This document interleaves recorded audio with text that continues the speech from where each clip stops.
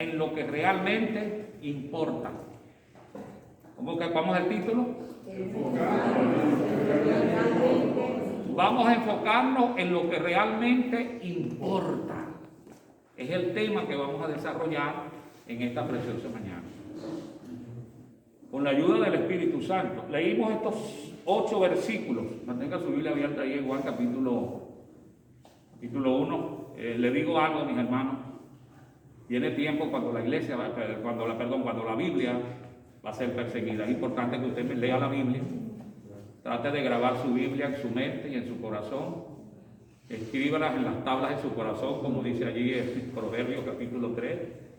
Trate en estos días de comer bastante Biblia, porque cuando la Biblia desaparezca, porque el Papa va a sacar una nueva Biblia.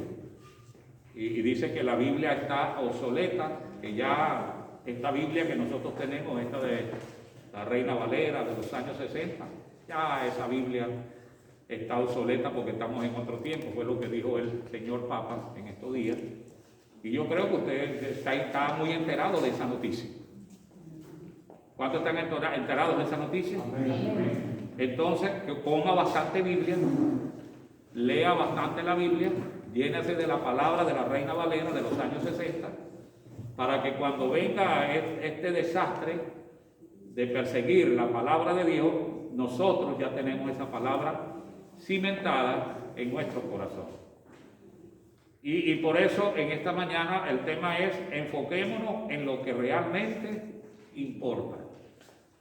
A veces nos enfocamos en cosas, ¿verdad?, que son buenas, porque no podemos tampoco hablar de que todas las cosas son malas. No es malo enfocarse a hacer una casa porque se necesita una vivienda. Y nos enfocamos y logramos nuestro objetivo. Logramos tener nuestra casa, logramos tener nuestros terrenos propios y tantas cosas. Hay personas que se enfocan en los estudios, sí, se enfocan en el estudio y está allí esforzándose, dando el 100%. Tiene su logro, porque todo objetivo tiene su logro, ¿verdad? Y logramos obtener pues el título, nos graduamos. Eso son parte de la meta de cada persona. Estoy hablando de que vamos a enfocarnos en lo que realmente importa, ¿verdad?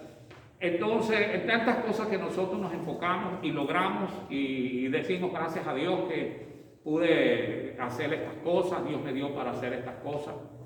Pero también hay otras cosas donde nosotros tenemos que enfocarnos, y es en la parte espiritual. Recuerde que lo material se termina, los carros se terminan, con el uso todo se acaba, todo se termina, igual que las casas. La ropa también se desgasta y todo tiene su fecha de vencimiento. Pero le digo algo, las cosas espirituales son eternas. Y como ellas son eternas, nosotros tenemos que enfocarnos en lo que realmente importa. Y en este tiempo que estamos viviendo es necesario que nos enfoquemos en Dios. Vamos a enfocarnos en Dios, porque cuando está desenfocado en Dios, nos alejamos de Él. Dejamos de saborear sus bendiciones. Dejamos de recibir sus beneficios porque nos desenfocamos. Y a veces, tratando de cubrir nuestro error, le echamos la culpa a otro.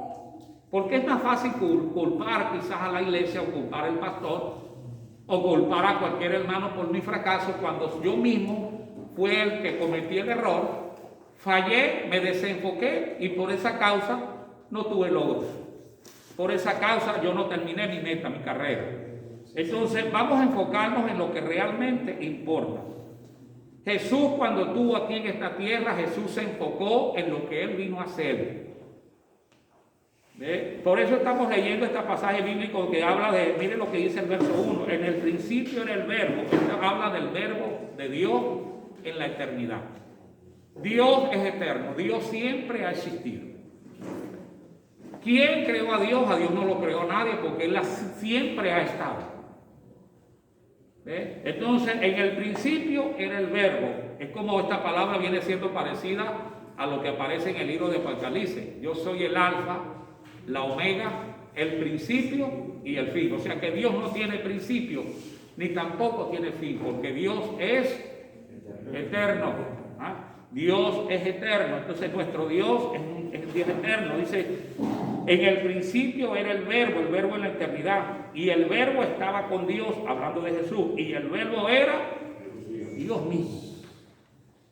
El verbo era Dios mismo. Este estaba en el principio con Dios. Todas las cosas por medio de Él fueron hechas. Está hablando de la creación de Dios.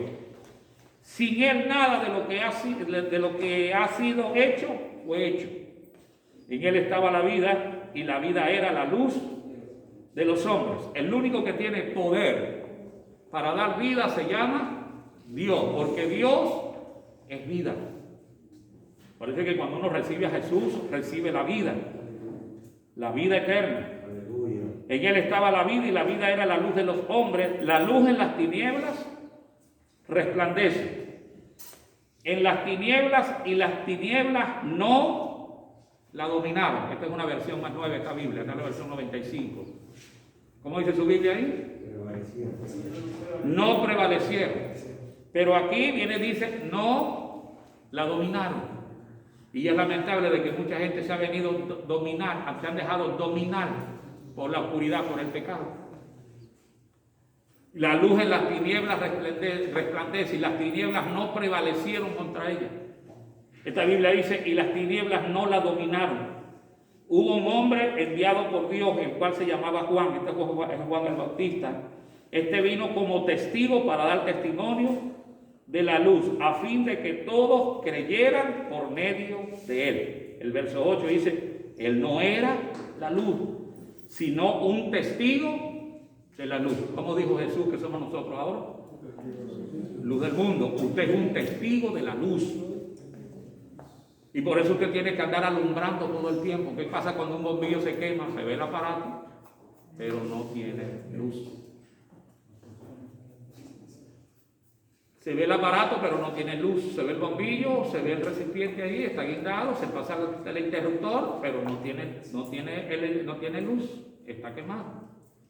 Entonces nosotros tenemos que ser luz. Hemos sido llamados para alumbrar. Entonces enfoquémonos en lo que realmente importa. Y esto tiene que ver con la salvación. Hebreos capítulo 2, versículo 3. Dice Hebreos capítulo 2, verso 3, ¿cómo escaparemos nosotros si nos desenfocamos de una salvación tan grande, la cual habiendo sido anunciado primeramente por el Señor? ¿Quién anunció esta salvación? Diga Jesús. Jesús anunció esta salvación. Dice, nos fue confirmada por los que oyeron esta palabra de esta salvación, testificando Dios juntamente con ellos, con señales, prodigios, milagros y repartimientos del Espíritu Santo. Entonces, no nos desenfoquemos de la salvación. Hemos hecho mucho énfasis, hemos predicado tantos mensajes aquí en este púlpito. La salvación se puede perder. El mensaje de los ángeles a Lot, en el capítulo 19, ¿cuál era el mensaje? Cuando lo sacaron fuera, lo pusieron en un lugar seguro, le dijeron, escapa por tu vida, no mire tras de ti, escapa al monte, no sea que perezca. O sea que Lot tenía que enfocarse y correr, corre y escapa. Entonces vamos a enfocarnos en la salvación. Por eso tenemos la introducción, Juan capítulo 1, versículo 11. A lo suyo vino, yo creo que usted se enfoca en el versículo 11. Estamos hablando de enfocarnos en la salvación. Si usted lee este versículo, se va a encontrar con la primera parte. ¿Cómo dice subir en la primera parte? Deténgase ahí. A lo suyo vino Jesús. Eso quiere decir que Pedro Meléndez tiene que enfocarse en lo suyo. ¿Qué significa eso? Que yo como pastor tengo que enfocarme en leer la Biblia, tengo que enfocarme en leer libros, tengo que enfocarme en orar y tengo que enfocarme a pastorear. Entonces cada quien tiene que enfocarse en lo suyo. Y por eso que Jesús se enfocó tanto en lo suyo, que él dijo, el Hijo del Hombre vino a buscar y salvar lo que se había perdido. Vemos a Cristo enfocado limpiando a los leprosos. Vemos a Cristo enfocado resucitando a los muertos. Vemos a Cristo enfocado predicando este evangelio. Vemos a Cristo enfocado en lo que Él venía a hacer. No se desenfoque. Y ahorita es lamentable de que mucha gente está desenfocada. Entonces, la primera parte del versículo, ¿cómo dice? A lo suyo vino. Sé que cuando usted va a un lugar y que dice, ¿qué viene a hacer usted? Vino a lo suyo. Yo vine a resolver este problema. Entonces, a lo suyo vino, pero más los suyos, mira lo que dice la otra parte del versículo, más los suyos no los recibieron. Hermano, que esa palabra no vuelva a repetirse. Que la iglesia del último tiempo no vaya tampoco a despreciar a Jesús. Porque se estaba refiriendo era al pueblo de Israel. A lo suyo vino Jesús. Vino a morir por cada uno de nosotros en la cruz del Calvario. Él vino a lo suyo. Pero lo suyo, o sea que era la familia a quien Él venía, no lo recibieron. Entonces, que esa palabra no se vuelva a repetir en el tiempo que estamos viviendo. A lo suyo vino, mas los suyos no le recibieron. Ahora todo aquel que le recibe, todos los que le recibieron, a quienes creen en su nombre, les dio potestad de ser hechos. Levante la mano y diga conmigo: yo soy un hijo de Dios. Las mujeres digan: yo soy una hija de Dios. Si usted recibió al Señor Jesucristo, usted es un hijo de Dios. Si usted recibió al Señor Jesucristo, mujer, usted es una hija de Dios. ¿Cómo es el tema que estamos presentando? Enfoquémonos en lo que realmente importa. Y esto es algo de suma importancia, como es la salvación. Vamos al punto número 1. Humillarse, levantarse y reconocer a Dios. Ya la pregunta es: ¿quién no falla? ¿Cuántas veces nosotros no le fallamos a Dios?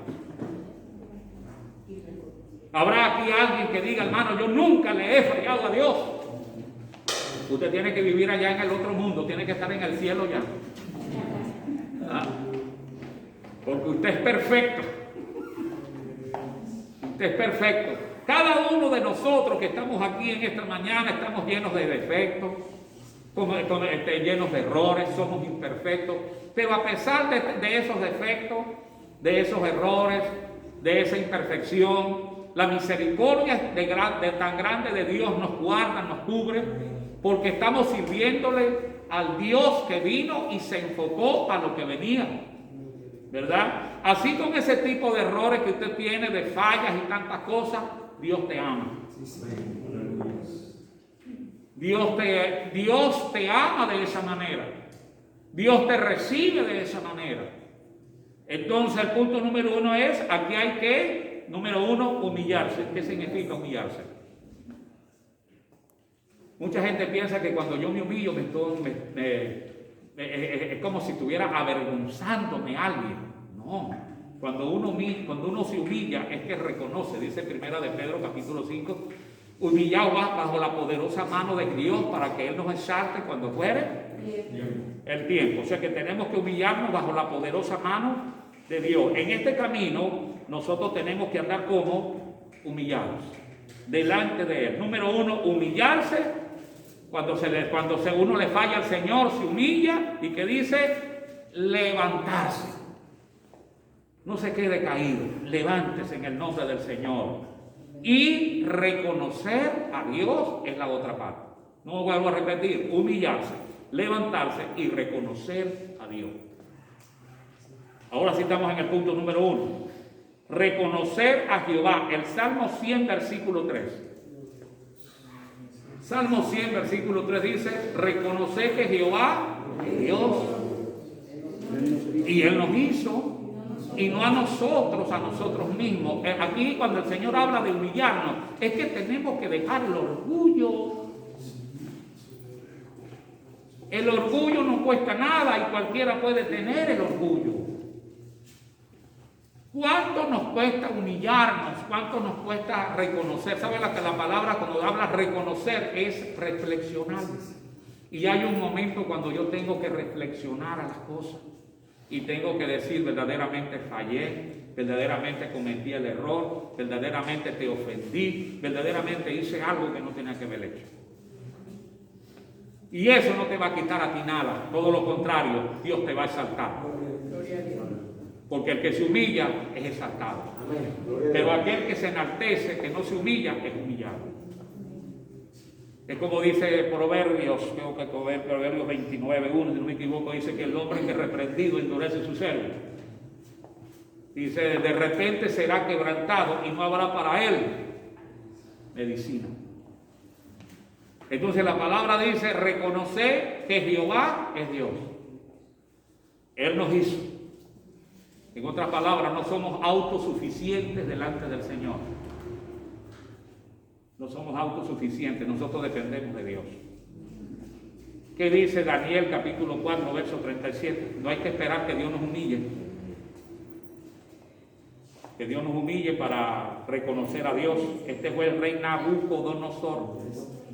Yo creo que no, mire, no hay ninguna necesidad que Dios nos ponga en un potrero a caminar en cuatro patas como una vaca, como un buey, como un toro, lambiendo el polvo, comiendo hierba, para después, ahora sí reconozco a Dios. El verso 37, mire lo que pasó con el rey Nabucodonosor. Sobre Nabucodonosor hubo una sentencia en el cielo. Él tuvo un sueño. Y aquí habla la locura del rey Nabucodonosor. Y antes que el rey se volviera loco, el profeta Daniel le administró. O sea que Dios nos administra, antes que suceda cualquier cosa, Dios nos está administrando aún. Nos administra para que nosotros nos humillemos y no pasemos por esa situación. Se dice que Daniel le dio un consejo a Nabucodonosor, le dijo, rey, redime tus pecados. Te quiso decir, humíllate delante de Dios, reconócelo, ¿verdad? Reconoce, haz actos, haz favores, le dijo, haz gestos de misericordia. Quizás esto te va a ayudar, le dijo Daniel, porque tuvo un sueño, estaba muy agitado, ese sueño feo que a veces usted tiene. Dios mío, tuve un sueño, me carga agitada, porque usted sabe que los sueños de Dios causan impacto.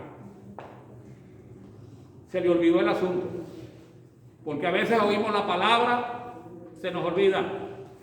Un día el rey Nabucodonosor estaba caminando en Babilonia, estaba en el palacio real y estaba viendo los jardines colgantes que él había edificado, que él había construido, esos jardines colgantes, y dijo para sus adentros, dijo, bueno, esta es la gran Babilonia que yo he edificado como casa real para gloria de mi majestad.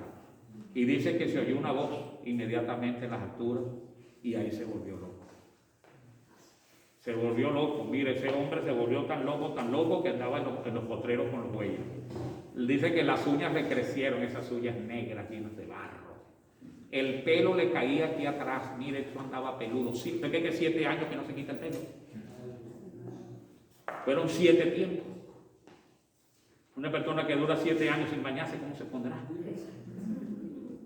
Dice que eso tenía una barba, hermano, estaba feamente, mire, con una tremenda barba, apenas se le verían los ojitos nada más, y andaba allí convertido en un buey, andaba como un buey, mugiendo como un buey. Y ahí dice que llovía y el rey ahí estaba mojándose con los animales. Por no reconocer a Dios, porque como que dice el Salmo 100, versículo 3, reconocer que Jehová es Dios.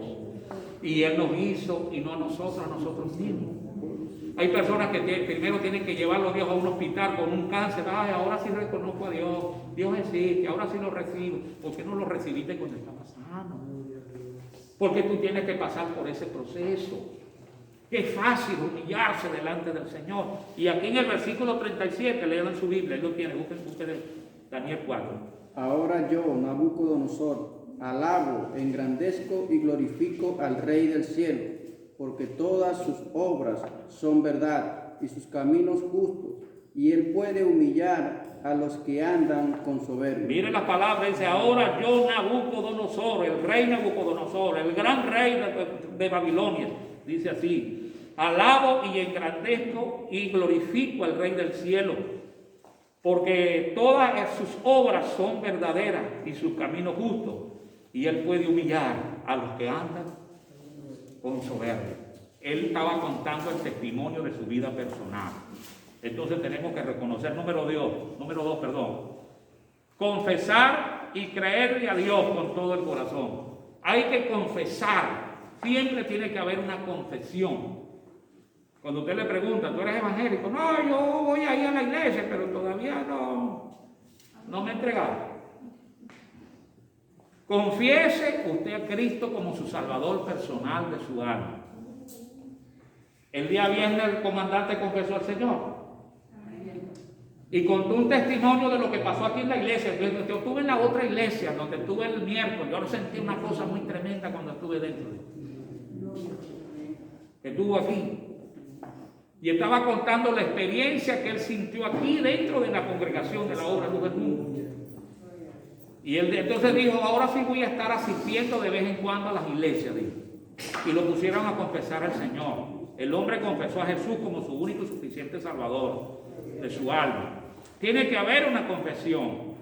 Aquí el rey Nabucodonosor estaba confesando de que Dios era el Dios verdadero, el Dios de Daniel, y que ese Dios podía humillar a los que andaban con soberbia. Entonces, confesar y creer a Dios. Romanos 10:10 dice, si confesares con tu boca que Jesús es el Señor, creyeres en tu corazón que Dios lo levantó de los muertos, serás salvo. Dice, con el corazón se cree para justicia, pero con la boca se confiesa para salvación. Por eso tiene que haber una confesión para salvación. Que el día que usted salga de aquí, de esta tierra, o sea, lo visite la muerte, usted ya confesó al Señor, y cuando llegue allá a la eternidad, allá lo van a reconocer que usted aceptó al Señor aquí como su Salvador personal. Eso es lo que mi Biblia habla. Y hay que tener fe. Juan 11:40. ¿Qué le dijo el Señor a Marta? ¿No te he dicho que si creyeres verás la gloria de Dios? Y yo le digo algo en esta mañana. Si usted cree, va a ver la gloria del Señor. Número 3. Obteniendo la dádiva de Dios. Hay un regalo de parte del Señor. Lo que dice el libro de Romanos, capítulo 6, verso 23. Es un texto muy conocido por el pueblo de Dios. Dice que la paga del pecado, ¿qué es? La muerte. Por eso el tema que estamos presentando se llama enfocándonos en lo que realmente importa. Todo aquel que se enfoque en el pecado, ¿qué va a encontrar? La muerte. El que se enfoque en el Señor Jesucristo va a encontrar la vida. Entonces la Biblia dice aquí que vamos a recibir la dádiva del Señor. Una dádiva, ¿qué es una dádiva? Un regalo. La dádiva es un regalo. La salvación que Cristo nos da a nosotros es gratuita. Ya el Señor pagó por nosotros en la cruz del Calvario. La salvación es de gratis. Como la canción de Mireya de Ávila, me puse a sacar la cuenta con un papel y un lápiz. Llegó a la conclusión que la salvación es de gratis. Usted no va a pagar ningún responso como habla ya en la religión popular. Usted no va a pagar una penitencia para ser salvo, tampoco. Usted no va a caminar de rodillas, mire, en una tapa de fresco de aquí a la plaza para que el Señor me perdone. No, tampoco. Usted tampoco va a estar rezando 20 Ave María, 50 Padres Nuestros, que tiene que darlo de atrás para adelante y de adelante para atrás para poder ser personal. Tampoco. La salvación es de gratis. Es gratuita la salvación. Entonces, aquí vemos la dádiva de Dios, que es vida eterna. ¿Cuántos tienen vida eterna? Amén. Diga conmigo, yo tengo vida eterna. Diga conmigo, yo tengo una vida en abundancia. Juan 3:16 habla de la dádiva del Señor, como te dice, porque de tal manera amó Dios al mundo, que ha dado a su Hijo unigénito, para que todo aquel que en Él cree no se pierda, sino que tenga vida eterna. Esta es la dádiva de Dios. Vamos a recibir esa dádiva, ese regalo de parte del Señor. Número 2, son 3 puntos importantes. Dice, unirnos a pesar de nuestras diferencias. Tiene un audio muy feo, tiene que probarlo mejor. Tenemos que unirnos a pesar de nuestras diferencias. Vamos a predicar así, vamos a terminar. Unirnos a pesar de nuestras diferencias. ¿Cuántas tienen diferencias aquí? Yo tengo mi diferencia. Usted tiene sus diferencias. Pero a pesar de las diferencias que nosotros tengamos, eso no va a interrumpir ¿qué? Nuestra unidad. La unidad tenemos que mantenerla. Vamos a unirnos a pesar de nuestras diferencias. Para que la obra funcione, para que la familia funcione, tenemos que unirnos a pesar de nuestras diferencias. La iglesia está llena de hombres y mujeres que tienen diferentes caracteres, que tienen diferentes ideas, ¿verdad? Pero aquí, con la ayuda del Espíritu Santo, nosotros podemos mantener la unidad. Vamos a mantener la unidad que el Señor nos está demandando, que tenemos que mantenernos unidos a pesar de nuestras diferencias. No rompa, que no se rompa la unidad. Y dice, unirnos a pesar de nuestras diferencias, lo que dice 1 Corintios capítulo 1, versículo 10. Mire lo que dijo el apóstol Pablo en 1 Corintios capítulo 1, versículo 10. Están cayendo los papeles. ¿Qué dice la Biblia? Os ruego, hermanos, que habléis todos una misma cosa, que no haya entre vosotros divisiones, sino que estéis perfectamente unidos en una misma mente y un mismo. Usted y yo tenemos que estar unidos en mente, y ¿qué más? Tenemos que estar unidos en cuerpo. Vamos a mantener la unidad a pesar de nuestras diferencias. Cada uno de nosotros tiene que tener una misma palabra. ¿Cuál fue el éxito de la Torre de Babel? Porque siempre vemos la parte negativa, pero la parte positiva de la Torre de Babel es que todos tenían una sola lengua. Y como tenían una sola lengua, todos estaban trabajando en un mismo propósito, estaban enfocados en construir una torre.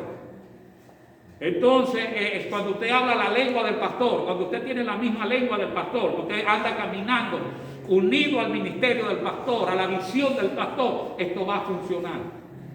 Pero ¿sabe qué es tremendo? Cuando una persona pone su propia visión. Yo a veces me pongo a pensar, le digo, ay Dios mío, ¿qué pasa con los hermanos? Los hermanos no se enfocan en lo que yo les digo, ellos hacen otra cosa contraria a lo que uno les dice.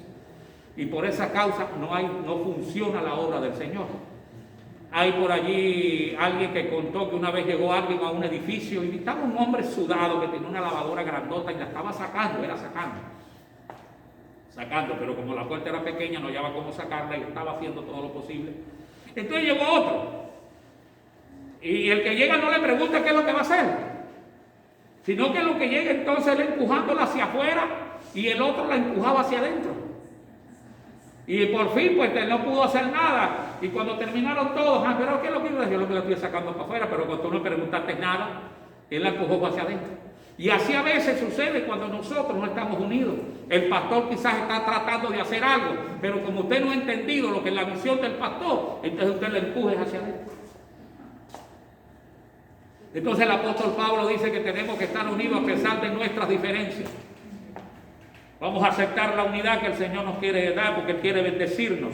El Señor quiere bendecirnos. Soportándonos y perdonándonos. Esto habla del perdón. No es fácil perdonar. ¿Cuántas veces tenemos nosotros que humillarnos? Y aquí la ley de la Biblia es diferente a las otras cosas allá afuera. Aquí el ofendido busca a su ofensor, que debía hacer lo contrario. El ofensor tenía que buscar a la persona que él ha ofendido. Pero aquí el ofendido busca a aquella persona que lo ofendió para hacer las paces con él. Y yo le digo, hermano, la falta de perdón lleva muchas cosas a la destrucción. Tenemos que reconocer que cuando fallamos, hermano, a pesar de nuestras diferencias, y esto va también en lo que es la parte familiar, en la parte paternal, la parte de la paternidad, que es la parte del padre. del hijo con el padre y del padre con el hijo. Un momento cuando el padre también tiene que aceptar las decisiones del hijo, hermano. Sí, tiene que aceptarlas. Y así también lo que es la relación de la pareja, del matrimonio. Usted no va a conseguir aquí a la mujer perfecta como la novela que están pasando.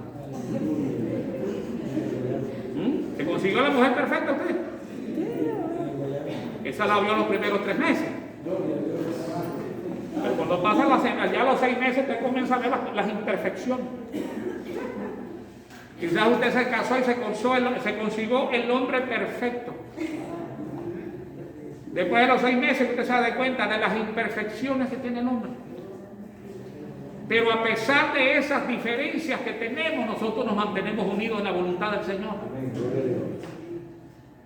Nos mantenemos unidos. Entonces esto tiene que se relaciona con la familia. Porque usted no se casó con el hombre perfecto, ni tampoco usted se casó con la mujer perfecta. Eso lo vemos en el desarrollo del tiempo. Pero ¿por qué hay matrimonios que tienen 30 años, 40 años y están unidos? Porque a pesar de las diferencias, hemos seguido manejar todas nuestras vidas y ahí estamos con la ayuda de Dios. Con la ayuda del Señor podemos permanecer. Estamos hablando de la falta de perdón. Por eso es que cuando Cristo habló sobre el divorcio, a Jesucristo le preguntaron sobre el divorcio. Le dijeron los discípulos: Señor, Maestro, ¿verdad? El hombre puede repudiar a su mujer por cualquier causa. Es una cosa muy tremenda. Le hicieron una pregunta al Señor. Y porque en la ley de Moisés está escrito que Moisés le dio carta de repudio, o sea, carta de divorcio. Y él les dijo: en el principio no fue así. Pero primero el Señor le dio una palabra antes que le diera esta: por la dureza de vuestro corazón. Y cuando el Señor estaba hablando de dureza del corazón, era la falta de perdón. Porque había hombres que si la mujer le cometía un error, de una vez ya querían divorciarse. Igual que cuando el hombre también cometió un error, ya la mujer quería divorciarse. Entonces, la falta de perdón. Entonces, tenemos que soportarnos y perdonarnos los unos a los otros. Yo tengo que soportarlos ustedes. ¿Sabe qué tremendo el ministerio pastoral para soportar tanta gente? ¿Ah? Póngase a pensar que cuántas veces los pastores mira, el que no está calvo tiene la cabeza blanca. Usted examina la vida de los pastores con cabeza blanca, con un tremendo barrigón, debe ser por la misma situación de tantos ataques, el hombre le da por comer. Tantas presiones y diferencias. Y cosas, a veces son cosas simples, ¿no? Porque él me pellizcó, porque él me dijo esto. Ay, Dios mío, esas son cosas que yo tengo que resolver solo. Yo no tengo que molestar al pastor para eso. No tengo que molestar al pastor por cualquier tontería. Hay cosas que uno tiene que resolver. Entonces, tenemos que perdonarnos los unos a los otros.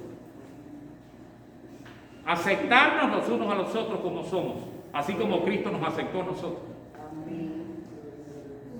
¿Qué dice Colosenses capítulo 3, versículo 13? Vamos a Colosenses capítulo 3, versículo 13. Mire lo que dice este versículo. Márquelo en su Biblia. Soportaos unos. Ay, Dios mío, usted tiene que soportar a ese hombre roncón. Y aquel babero en la cama cuando está dormido.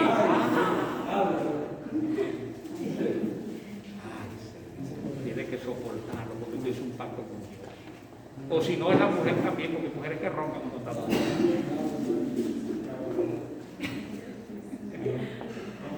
Tenemos que soportarnos los unos a los otros, igual que en la iglesia. En la iglesia hay hermanos gritones, unos no gritan, otros son silenciosos. Pero ¿sabe qué es tremendo? Que usted tenga en la pata a la oreja un tipo gritón. ¿Cuántos dan gloria a Dios? Se revienta el pañuelo. Y yo, si no está la mujer del pito aquí, sonando el pito. A mí no me gusta ese pito, pero lo tengo que soportar. Es mi hermana, yo la amo, yo la aprecio. Entonces el apóstol está hablando aquí, soportados unos a otros y perdonando unos a otros. Si alguno tiene queja contra otro, de la manera que Cristo os perdonó, así también hacedlo vosotros. Si usted tiene queja contra algún hermano, ¿qué es lo que tengo que hacer yo? Perdonarlo. Porque Cristo lo perdonó. No me voy a ir de la iglesia porque aquí no hay amor. No, si tú lo tienes bastante, dame amor de ese. No te vayas. El amor es perdonar. ¿Y perdonar qué es? Olvidar. Porque hay gente que entonces vive recordando, yo lo perdoné, pero todavía me acuerdo de esas cosas que me dijo. Usted no ha perdonado nada, es mentira. Todavía las heridas están sangrando. Entonces vamos a soportarnos los unos a los otros, hermano. Número 2. Gloria al Señor. Estoy en el segundo punto. Soportando unos a otros. Saldando toda deuda por amor. Hay que saldar toda deuda por amor. ¿Qué dice Romanos capítulo 13, verso 8? Ahí está esta palabra, Romanos capítulo 13, verso 8. Vaya buscando Romanos. Habla de la autoridad. Dice este versículo: no devaya a nadie nada, sino el amarnos unos a otros, pues el que ama al prójimo ha cumplido la ley. Vamos a saldar toda deuda por amor. Dice, yo te perdono porque yo amo a Dios, Dios me ama a mí y Dios nos ama a nosotros dos. Y tienen que reconciliarse. Es importante reconciliarse. Si alguien está enemistado con otro, es muy fácil de que usted mantenga su comunión con el Espíritu Santo y entonces uno va y se reconcilia con esa persona. Número 3, estoy en el punto 2. Trabajando bajo un pacto. Aquí tenemos que tener compromiso con el Señor. ¿Cuántos están comprometidos con Dios? Vamos a lo que dice Primera de Samuel. Primera de Samuel capítulo 23. Vamos a trabajar todos unidos bajo un pacto. David y Jonatán hicieron un pacto. Y ellos trabajaron bajo